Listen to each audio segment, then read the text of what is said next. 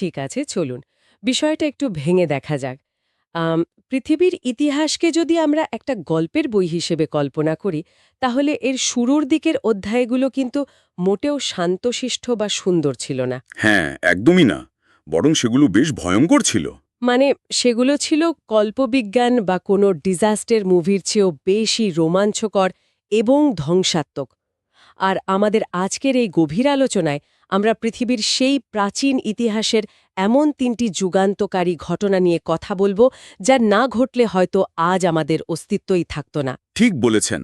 আমাদের এই আলোচনার মূল ভিত্তি হল ক্যাম্ব্রিয়ান এক্সপ্লোশন নিয়ে চার্লস আর মার্শালের একটি দুর্দান্ত রিভিউ পেপার, চাঁদের উৎপত্তি নিয়ে জায়ান্ট ইম্প্যাক্ট হাইপোথেসিসের বিভিন্ন তথ্য, আর স্নোবল আর্থ বা বরফাচ্ছাদিত পৃথিবীর উপর নিবেদিতা চক্রবর্তীর বেশ কিছু চমৎকার গবেষণা।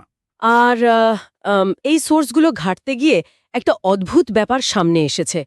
মনে হচ্ছে মহাজাগতিক সংঘর্ষ, চরম জলবায়ু বিপর্যয় আর বিবর্তনের আকস্মিক বিস্ফোরণ, এই বিষয়গুলোর মধ্যে কোথাও একটা অদৃশ্য সুতো বাঁধা আছে। আসলে ধ্বংসস্তূপ থেকেই যে নতুন সৃষ্টির সূচনা হতে পারে, পৃথিবীর ইতিহাসই তার সবচেয়ে বড় প্রমাণ। প্রথম দৃষ্টিতে এই ৩টি ঘটনাকে সম্পূর্ণ আলাদা মনে হতে পারে। হ্যাঁ, কোথাও একটা আস্ত গ্রহের সাথে গ্রহের সংঘর্ষ, ঠিক। আবার কোথাও পুরো পৃথিবী জুড়ে শুধু বরফের রাজত্ব, আর কোথাও সমুদ্রে হঠাৎ করে অসংখ্য বৈচিত্র্যময় প্রাণের উদ্ভব। কিন্তু একটু গভীরভাবে খেয়াল করলেই দেখা যায়, প্রতিটি চরম বিপর্যয় আসলে পরবর্তী বড় পরিবর্তনের জন্য একেবারে নিখুঁত একটি মঞ্চ তৈরি করে দিয়েছিল। তাহলে সেই আদিম ধ্বংসের গল্প দিয়েই শুরু করা যাক। ঘটনাটি আজ থেকে প্রায় 4.5 বিলিয়ন, মানে 4.5 বিলিয়ন বছর আগে। আমাদের সৌরজগৎ তখন সবেমাত্র তৈরি হয়েছে। হ্যাঁ, সৌরজগতের বয়স তখন বড়জোর 20 থেকে 100 মিলিয়ন বছর হবে। পৃথিবী তখনও একেবারে শিশু আর ভীষণ উত্তপ্ত। জায়ান্ট ইম্প্যাক্ট হাইপোথেসিসের তথ্যগুলো পড়ছিলাম আর ভাবছিলাম, ঠিক সেই সময়েই ঘটে গেল এক অবিশ্বাস্য মহাজাগতিক দুর্ঘটনা। মঙ্গল গ্রহের সমান আকৃতির একটি গ্রহ, বিজ্ঞানীরা যাকে পৌরাণিক টাইটান দেবী থিয়া নামে ডাকেন, সেটি এসে প্রবল বেগে আছড়ে পড়েছিল আদি পৃথিবীর বুকে। আর বলা হয় এই থেয়া গ্রহটি সূর্য এবং পৃথিবীর L4 বা L5 ল্যাগ্রেঞ্জ পয়েন্টে ঘাপটি মেরে বসেছিল। এই ল্যাগ্রেঞ্জ পয়েন্ট জিনিসটা আসলে কি? খুব সহজভাবে বললে, ল্যাগ্রেঞ্জ পয়েন্ট হলো মহাকাশের এমন কিছু পকেট বা পার্কিং স্পট যেখানে দুটি বড় বস্তুর, ধরুন সূর্য এবং পৃথিবীর, মহাকর্ষ বল এমনভাবে কাটাকাটি হয়ে যায় যে সেখানে কোনো বস্তু গেলে সে আটকে থাকতে পারে। অনেকটা মহাজাগতিক ট্রাফিক সিগন্যালে দাঁড়িয়ে থাকার মতো। একদম। থেয়ার ঠিক তেমনই একটা স্পটে লুকিয়েছিল, কিন্তু একসময় অন্য গ্রহগুলোর মহাকর্ষীয় টানের কারণে এর কক্ষপথ অস্থিরশীল হয়ে পড়ে এবং পার্কিং স্পট থেকে ছিটকে এটি সরাসরি পৃথিবীর দিকে ধেয়ে আসে। তবে এই বিশাল সংঘর্ষের তত্ত্বটি কিন্তু এমনি এমনি প্রতিষ্ঠিত হয়নি। এর সপক্ষে অত্যন্ত জোরালো প্রমাণ রয়েছে। হ্যাঁ, সেই প্রমাণগুলোর কথাই আসছিলাম। অ্যাপোলো মিশনের সময়ে চাঁদ থেকে যে পাথরগুলো পৃথিবীতে আনা হয়েছিল, সেগুলো পরীক্ষা করেই নাকি প্রথম আসল চমকটা পাওয়া যায়। ঠিক তাই। সৌরজগতের প্রতিটি গ্রহ বা উপগ্রহের নিজস্ব একটি আলাদা রাসায়নিক স্বাক্ষর বা সিগনেচার থাকে। একে বলা যায় গ্রহগুলোর ডিএনএ টেস্ট, যেমন পাথরের ভেতরে থাকা অক্সিজেন আইসোটোপের অনুপাত।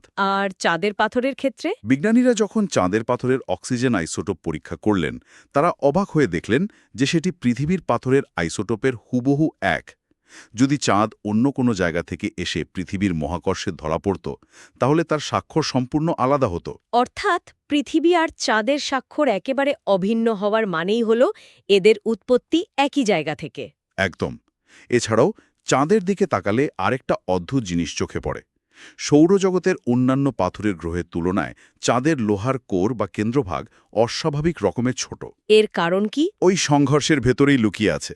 হ্যাঁ, যখন থেয়া পৃথিবীর সাথে প্রচণ্ড বেগে ধাক্কা খায়, তখন থেয়ার ভারী লোহার কোরটি পৃথিবীর গভীরে প্রবেশ করে, পৃথিবীর কোরের সাথে একেবারে মিশে যায়।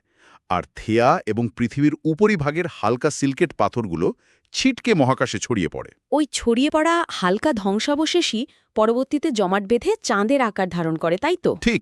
যেহেতু ভারী লোহাটা পৃথিবীর ভেতরেই রয়ে গিয়েছিল, তাই চাঁদের ভাগ্যে জুটেছে শুধু হালকা পাথর। এ কারণেই চাঁদের ঘনত্ব পৃথিবীর চেয়ে কম আর কোর এত ছোট।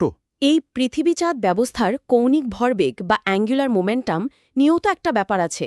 বলা হয় পৃথিবী আর চাঁদ যে গতিতে একে অপরের সাথে সম্পর্কিত হয়ে ঘুরছে, এত বেশি ভরবেগ একমাত্র এমন কোনো প্রচণ্ড গতির সংঘর্ষের মাধ্যমেই তৈরি হওয়া সম্ভব।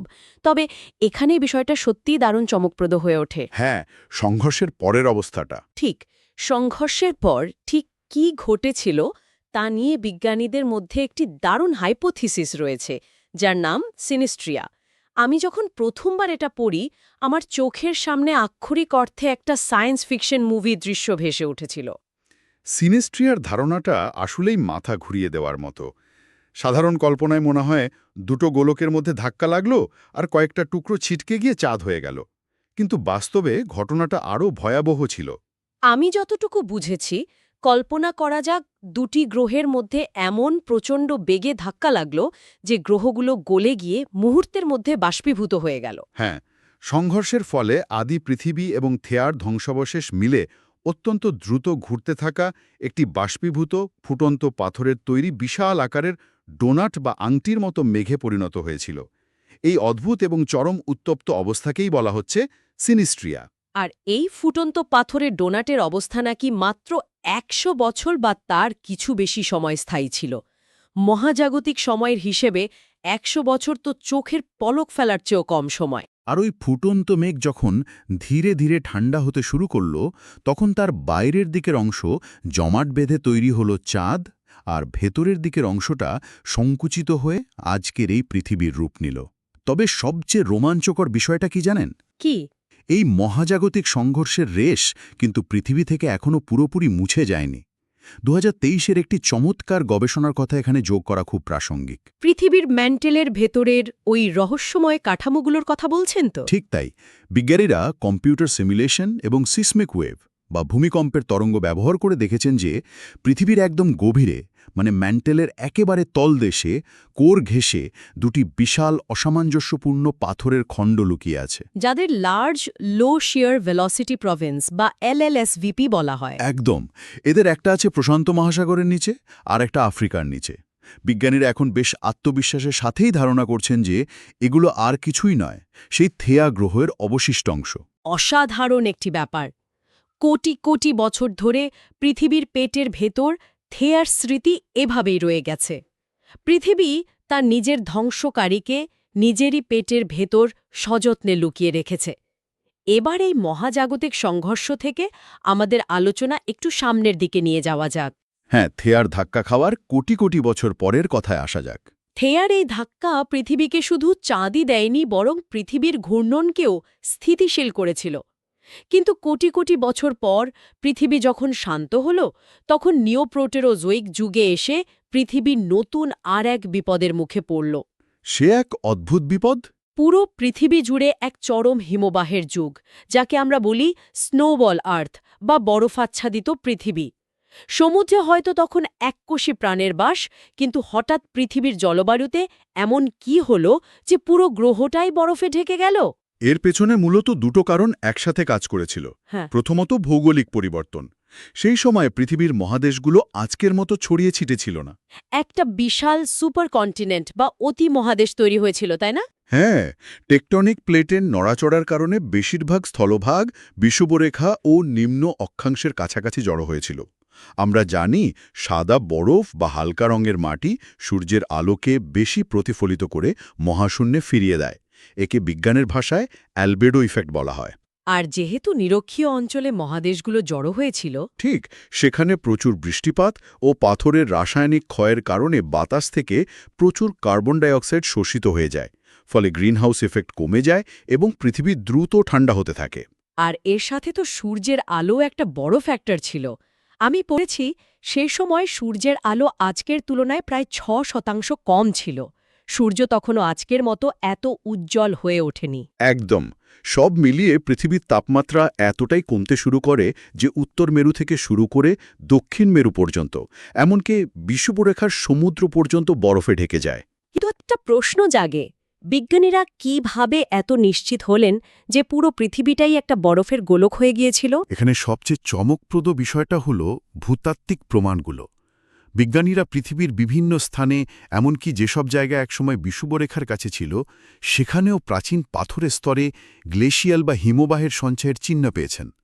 অর্থাৎ বরফ যে বিষুবরেখা পর্যন্ত পৌঁছেছিল তার অকাট্য প্রমাণ পাথরের গায়ে লেখা আছে। কিন্তু অবাক করার মতো বিষয় হল, এই হিমবাহের সঞ্চয়ের ঠিক ওপরেই পাওয়া গেছে কার্বনেট পাথরের পুরু স্তর। কার্বনেট পাথর তো সাধারণত উষ্ণ জলে তৈরি হয়, তাই না? ঠিক ধরেছেন। কার্বনেট পাথর তৈরি হতে বেশ গরম জলের প্রয়োজন হয়।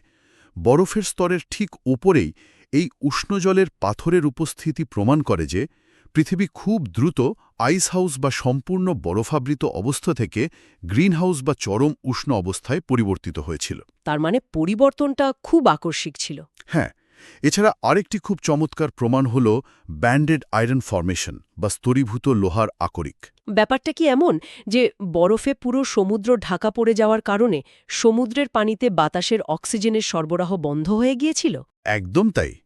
সমুদ্রের ওপরে কয়েক কিলোমিটার পুরু বরফের ঢাকনা থাকায় বাতাস থেকে অক্সিজেন পানিতে মিশতে পারছিল না। অক্সিজেনহীন সেই পানিতে আগ্নেয়গিরি থেকে বের হওয়া প্রচুর পরিমাণে লোহা দ্রবীভূত অবস্থায় জমতে শুরু করে। আর এরপর যখন বরফ গলতে শুরু করল, বাতাস থেকে অক্সিজেন আবার পানিতে মিশল, তখন সেই লোহার সাথে অক্সিজেনের বিক্রিয়া হল। সোজা কথায় বলতে গেলে পুরো সমুদ্রে জং বা মরিচা ধরে গিয়েছিল। সেই জং ধরা লোহাই স্তরে স্তরে সমুদ্রের তলদেশে জমা হয়ে ব্যান্ডেড আয়রন ফর্মেশন তৈরি করে, যা আজ আমরা খনি থেকে তুলি। তার মানে কোটি কোটি বছর আগের বরফের যুগের জং ধরা লোহা দিয়ে আজ আমরা আমাদের বাড়িঘর বানাচ্ছি। কিন্তু একটু থামুন, এখানে তো একটা বড় ধরনের লজিক্যাল সমস্যা আছে। কি রকম? বিজ্ঞানীরা যদি বলেন পুরো পৃথিবীটাই আক্ষরিক অর্থে একটা বিশাল আকারের বরফের গোলক বা হার্ড স্নোবলে পরিণত হয়েছিল, মানে সমুদ্রের তলদেশ পর্যন্ত কয়েক কিলোমিটার পুরো বরফে ঢাকা ছিল, তাহলে তো সেখানে সূর্যের আলো পৌঁছানোর কোনো উপায় ছিল না। ঠিক, আলো না থাকলে তো সালোক সংশ্লেষণ বন্ধ হয়ে যাবে। হ্যাঁ, তাহলে তো প্রথম দিকের ওই আদিম প্রাণগুলো মুহূর্তেই বিলুপ্ত হয়ে যাওয়ার কথা। প্রাণ টিকে থাকলো কিভাবে? খুব সুন্দর পয়েন্ট ধরেছেন। ঠিক এই জায়গাতেই বিজ্ঞানীদের মধ্যে একটা বড়সড় বিতর্ক রয়েছে। দুটো প্রধান তত্ত্ব আছে। একটি হলো হার্ড স্নোবল তত্ত্ব, যা আপনি মাত্র বললেন, আর অন্যটি হল স্লাশবল আর্থ তত্ত্ব। স্লাশবল আর্থ ব্যাপারটা ঠিক কি? স্লাশবল তত্ত্বে বলা হয় পৃথিবী খুব ঠান্ডা হলেও বিষুবরেখার কাছাকাছি কিছু জায়গায় সমুদ্র পুরোপুরি পুরু বরফে ঢাকা পড়েনি, বরং ওই জায়গাগুলোতে বরফ খুব পাতলা ছিল, অথবা বরফের ফাঁকে ফাঁকে কিছুটা তরল পানির অস্তিত্ব ছিল, অনেকটা গলন্ত বরফের স্ল্যাশের মতো। এই স্লাশবল তত্ত্বটাই তো আসলে বেশি যৌক্তিক মনে হচ্ছে, কারণ বরফমুক্ত ওই ছোট ছোট অংশগুলোতেই আদি প্রাণগুলো কোনো মতে সূর্যের আলো পেয়ে সালোক সংশ্লেষণ চালিয়ে টিকেছিল। কিন্তু এই ভয়ানক বরফের যুগ থেকে পৃথিবী বেরে হয়ে আসলো কিভাবে? বরফ গলানোর জন্য তো প্রচণ্ড তাপ দরকার। পৃথিবীর ত্রাণকর্তা হিসাবে তখন কাজ করেছিল আগ্নেয়গিরিগুলো। বরফের চাদরের নিচেও কিন্তু পৃথিবীর অভ্যন্তরভাগ উত্তপ্ত ছিল, এবং আগ্নেয়গিরিগুলো নিয়মিত ফাটল দিয়ে অগ্ন্যুৎপাত ঘটাচ্ছিল। আর যেহেতু পুরো পৃথিবী বরফে ঢাকা, তাই বাতাস থেকে কার্বন ডাইঅক্সাইড শোষণের কোনো উপায় ছিল না। একদম। ফলে কোটি কোটি বছর ধরে বাতাসে কার্বন ডাই অক্সাইড জমতে জমতে একসময় তা আজকের তুলনায় প্রায় ৩৫০ গুণ বেশি হয়ে যায়। এই বিপুল পরিমাণ গ্রিনহাউস গ্যাস শেষ পর্যন্ত পৃথিবীর তাপমাত্রাকে এতটা বাড়িয়ে দেয় যে চরম বরফের যুগ শেষ হয় এবং খুব দ্রুত পৃথিবী আবার উষ্ণ হয়ে ওঠে। আর এই চরম বরফ গলার পরে পৃথিবীর ইতিহাসে সবচেয়ে নাটকীয় ঘটনাটি ঘটে। এই নতুন অধ্যায়ের শুরুটাই হয় আজ থেকে প্রায় ৫৪২ মিলিয়ন বছর আগে এক অভূতপূর্ব বিকাশের মাধ্যমে, যাকে আমরা বলি ক্যাম্ব্রিয়ান এক্সপ্লোশন বা প্রাণের মহাবিস্ফোরণ। এটি কিন্তু কোনো বোমার বিস্ফোরণ ছিল না। না না, এটি ছিল বিবর্তনের একটা পাগলাটে বিস্ফোরণ। স্নোবল বা স্লাশ বল যুগের আগে পৃথিবীতে যে প্রাণগুলো ছিল সেগুলো ছিল অত্যন্ত একঘেয়ে এবং সাধারণ, অনেকটা নরম শরীরের স্পঞ্জ বা জেলিফিশের মতো। কিন্তু ক্যাম্ব্রিয়ান যুগের শুরুর দিকে জীবাশ্মের রেকর্ডে হঠাৎ করেই একটা জাদুকরী পরিবর্তন দেখা যায়। হ্যাঁ, প্রায় সব ধরনের প্রাণীর শারীরিক গঠনের মূল ভিত্তিগুলো, যাকে জীববিজ্ঞানের ভাষায় ফাইলা বলা হয়, তা যেন রাতারাতি আবির্ভূত হতে শুরু করে। প্রাণীদের শরীরের শক্ত খোলস, দেখার জন্য চোখ, সাঁতার কাটার বা হাঁটার জন্য পা, এসব কিছুই খুব অল্প সময়ের মধ্যে জীবাশ্ম রেকর্ডে দেখা যেতে থাকে। মনে হয় যেন প্রকৃতি হঠাৎ করে এক্সপেরিমেন্ট করা শুরু করেছিল। ক্যাম্ব্রিয়ান এক্সপ্লোশন পৃথিবীর ইতিহাসের অন্যতম বড় একটি রহস্য। হঠাৎ কেন এত অল্প সময়ের মধ্যে এত বৈচিত্র্যময় প্রাণীর উদ্ভব হল? ভূতাত্ত্বিক স্কেলে মাত্র ২০ থেকে ৬৫ মিলিয়ন বছরের মধ্যে। ঠিক, বিজ্ঞানীরা অনেক দিন ধরেই ভাবতেন হয়তো বরফ গলার পর সমুদ্রে অক্সিজেনের মাত্রা হঠাৎ বেড়ে যাওয়াই এর প্রধান কারণ। কিন্তু চার্লস আর মার্শেল তার পেপারে খুব চমৎকারভাবে ব্যাখ্যা করেছেন যে শুধু অক্সিজেনের মাত্রা বৃদ্ধি বা পরিবেশগত পরিবর্তনই কিন্তু এত বিশাল বিবর্তনের জন্য যথেষ্ট ছিল না। মার্শালের পেপারটা পড়ার সময় বাইল্যাটারাল ডেভেলপমেন্টাল সিস্টেম শব্দটা বারবার চোখে পড়ছিল। দ্বিপার্শ্বীয় প্রতিসম প্রাণী, অর্থাৎ যাদের শরীরকে মাঝখান বরাবর ভাগ করলে দুই পাশ দেখতে একই রকম হয়, তাদের এই শারীরিক কাঠামো নাকি ঠিক ওই সময়েই তৈরি হয়েছিল। আর এর পেছনে কলকাঠি নেড়েছিল হক্স জিন নামের কিছু বিশেষ জিন। এই হক্স জিন বা নিয়ন্ত্রক জিনগুলোর উদ্ভব হওয়াটা ছিল একটা গেম চেঞ্জার। জিনগুলো কিভাবে কাজ করেছিল? এই জিনগুলোকে আপনি অনেকটা ছোটবেলার লেগো ব্লকের সাথে তুলনা করতে পারেন। লেগো ব্লক দিয়ে যেমন আপনি চাইলে গাড়ি বানাতে পারেন, আবার একই ব্লক জোড়া লাগিয়ে বাড়ি বা রোবট বানাতে পারেন, তেমনি এই হক্স জিনগুলো প্রাণীর শরীরের বিভিন্ন অংশ নিয়ন্ত্রণ করতে শুরু করল। মানে মাথা, লেজ, হাত বা পা কোথায় কিভাবে গঠিত হবে তা ঠিক করে দিত। একদম। অর্থাৎ প্রকৃতির হাতে প্রাণীদেহ গঠনের একটা অসাধারণ এবং বহুমুখী জিনগত টুলবক্স চলে এসেছিল। লেগো ব্লকের উপমাটা দারুণ। তার মানে প্রাণীদের কাছে শরীর গঠনের টুলবক্সটা চলে আসলো, কিন্তু সেই টুলবক্স ব্যবহার করে এত রকমের অদ্ভুত, কাঁটাযুক্ত, বর্মপরা, জটিল প্রাণী কেন তৈরি হলো? হঠাৎ করে এত বিচিত্র ডিজাইনের দরকার পড়ল কেন? এখানে কার্ল নিকলাসের ফিটনেস ল্যান্ডস্কেপ এবং প্রিন্সিপাল অফ ফ্রাস্ট্রেশন বা হতাশার নীতি ধারণাটি নিয়ে আলোচনা করাটা বেশ প্রাসঙ্গিক হবে। কার্ল নিকলাস মূলত উদ্ভিদের উপর কম্পিউটারে সিমুলেশন করে একটা দারুণ ব্যাপার দেখিয়েছিলেন। কি দেখিয়েছিলেন তিনি? তিনি প্রমাণ করেন যে যখন একটি জীবকে টিকে থাকার জন্য একসাথে অনেকগুলো চাহিদা মেটাতে হয়, তখন বিবর্তনের পথে অদ্ভুত সব সমাধানের তৈরি হয়। একেই তিনি প্রিন্সিপাল অফ ফ্রাস্ট্রেশন বলেছেন। মানে ধরুন কোনো প্রাণীকে একই সাথে দ্রুত দৌড়াতে হবে, আবার আত্মরক্ষার জন্য ভারী বর্মও পরতে হবে, আবার শিকারীর চোখ হেরানোর জন্য ছোটও হতে হবে। ঠিক, এই সবগুলো কাজ একসাথে নিখুঁতভাবে করা প্রায় অসম্ভব। তাই প্রাণীগুলো এক একটি ভিন্ন ভিন্ন আপস বা ট্রেড অফের পথে হাঁটে। কেউ হয়তো ভারী বর্ম বেছে নিল কিন্তু গতি হারালো, কেউ হয়তো গতি বেছে নিল কিন্তু বর্ম বাদ দিল। আর এই আপস বা ফ্রাস্ট্রেশন থেকেই জন্ম নেয় অসংখ্য নতুন শারীরিক কাঠামো। এই ব্যাপারটিকে আরও সহজে বোঝানোর জন্য একটা দারুণ উদাহরণ দেওয়া যেতে পারে। ধরুন, ক্যাম্ব্রিয়ান যুগের ঠিক আগে সমুদ্রের অবস্থা ছিল অত্যন্ত শান্ত। ওই সময়টাকে বলা যায় গার্ডেন অফ অ্যাডিয়াকারা। হ্যাঁ, সেই আদিম সমুদ্রে কেউ কাউকে খেত না, শিকার বা আক্রমণের কোনো ব্যাপারই ছিল না। প্রাণীরা শান্তিতে সমুদ্রের তলদেশে পড়ে থাকত বা ভাসত। তাদের কোনো চোখ বা দাঁতের প্রয়োজন ছিল না। কিন্তু যখনই পরিবেশে প্রতিযোগিতা শুরু হলো, কোনো প্রাণী হয়তো বিবর্তনের পথে প্রথম শিকার করতে শিখল, মানে মাংসাশী হয়ে উঠল, তখনই পুরো খেলাটা পাল্টে গেল। শুরু হলো এক মহাজাগতিক ইভলিউশনারি আর্মস রেস বা অস্ত্র প্রতিযোগিতা। শিকারীকে আক্রমণ করার জন্য গতি, চোখ আর ধারালো চোয়াল বানাতে হলো, আর শিকারকে বাঁচার জন্য শক্ত বর্ম, পালানোর ক্ষমতা বা আত্মরক্ষার উপায় বের করতে হলো। বিষয়টা অনেকটা আমাদের আধুনিক কর্পোরেট জীবনের মতো। একই সাথে অনেকগুলো টার্গেট পূরণ করতে গিয়ে সবাই যেমন নাজেহাল হয়ে যায়, ক্যাম্ব্রিয়ান যুগের প্রাণীদের অবস্থাও ছিল সেরকম। ঠিক তাই, টিকে থাকার এই একাধিক চাহিদা বা হতাশা থেকেই বিবর্তনের চাপে পড়ে অসংখ্য নতুন ও অদ্ভুত শারীরিক কাঠামোর জন্ম হল, যা ক্যাম্ব্রিয়ান এক্সপ্লোশনকে এতটা বর্ণিল আর বৈচিত্র্যময় করে তুলেছিল। দারুণ একটা ব্যাপার। যদি আমরা এটিকে বৃহত্তর প্রেক্ষাপটের সাথে যুক্ত করি, তবে একটি জিনিস খুব স্পষ্ট হয়ে ওঠে। আজ যে আমরা এখানে বসে আছি, শ্বাস নিচ্ছি, আমাদের চারপাশের এই সুবিশাল জীববৈচিত্র্য দেখছি, এগুলোর কোনোটি পূর্বনির্ধারিত সহজছকের ফসল নয়। তাহলে এই সব কিছুর আসল অর্থ কি দাঁড়ায়? অর্থ হল আমাদের অস্তিত্ব আসলে কোটি কোটি বছর ধরে চলা মহাজাগতিক সংঘর্ষ, জলবায়ুর চরম অবস্থা এবং বিবর্তনের এক নির্মম টিকে থাকার লড়াইয়ের চূড়ান্ত ফলাফল। থেয়া গ্রহের সংঘর্ষ না হলে আমরা চাঁদ পেতাম না, আর চাঁদ না থাকলে পৃথিবীর ঘূর্ণন স্থিতিশীল হতো না।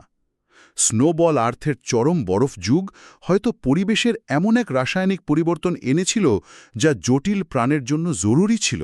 আর ক্যামব্রিয়ান এক্সপ্লোশন প্রমাণ করেছে যে চরম প্রতিযোগিতাই সবচেয়ে সুন্দর এবং বৈচিত্র্যময় শারীরিক গঠনের জন্ম দেয়।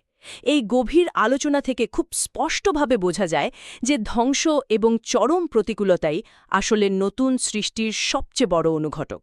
একদম। আর এই পুরো প্রক্রিয়াটি কতটা ঘটনা নির্ভর বা কন্টিনজেন্ট তা ভাবলে সত্যিই গা শিউরে ওঠে।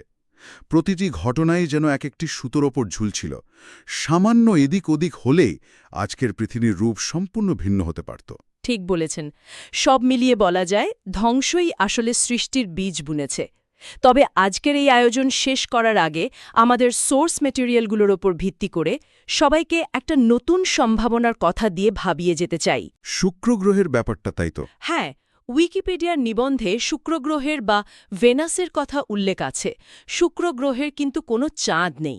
অথচ বিজ্ঞানীরা ধারণা করেন থেয়ার মতো হয়তো শুক্র গ্রহের বুকেও শুরুর দিকে কোনো আদি গ্রহের সংঘর্ষ হয়েছিল এবং সেখানেও একটি চাঁদ তৈরি হয়েছিল। কিন্তু হয়তো পরবর্তীতে দ্বিতীয় আরেকটি সংঘর্ষ হয়েছিল, যা সেই চাঁদের অস্তিত্ব চিরতরে মুছে দেয় এবং শুক্র গ্রহের ঘূর্ণনকেও প্রভাবিত করে। এখন একটু কল্পনা করুন তো, যদি পৃথিবীর বুকেও থেয়ার পর দ্বিতীয় কোনো বড় গ্রহ এসে আছড়ে পড়ত, অথবা ধরুন স্ল্যাশ বল পৃথিবী যদি স্ল্যাশ বল না হয়ে পুরোপুরি হার্ড স্নোবলে পরিণত হয়ে প্রাণের শেষ স্পন্দনটুকুও বরফের নিচে চাপা দিয়ে মুছে দিত। তাহলে কি ক্যামব্রিয়ান এক্সপ্লোশন আদৌ ঘটত, নাকি পৃথিবীতে আর কখনোই কোনো প্রাণের অস্তিত্ব দেখা যেত না? পৃথিবীর ইতিহাসে প্রাণের অস্তিত্ব যে কতটা ঠুনকো এবং ঘটনা নির্ভর হতে পারত, এই প্রশ্নটি নিশ্চয়ই ভাবাবে। ভাবনার এই বিশাল জগৎটি খোলা রেখেই আজ আমরা বিদায় নিচ্ছি।